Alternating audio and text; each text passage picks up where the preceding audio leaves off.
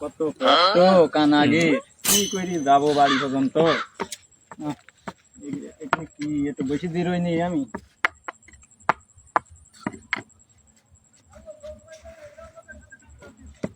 কত কষ্ট রে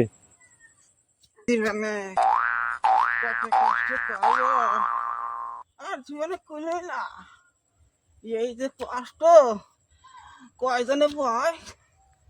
আরে আল্লাহ আরে আল্লাহ রে গেলাম রে কবি আরে আরে আমার কানা কি করতেছে এই কানার সাথে দল দিলে তো মানুষ আমার খারাপ খবর না। আরে বাবা রে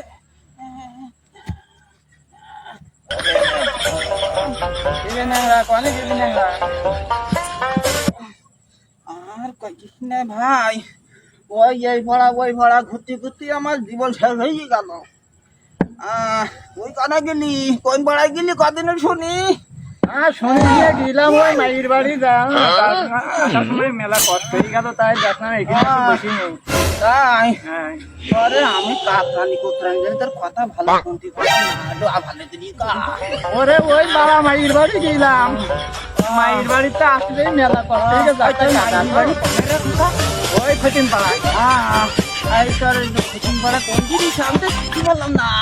কেন আতাই পাড়া হ্যাঁ আতাই পাড়া আতাই পাড়া ও বাবা তো নতুন নাম। এই নতুন নামের কথা তো জীবনে শুনি আমার খোলার বয়স।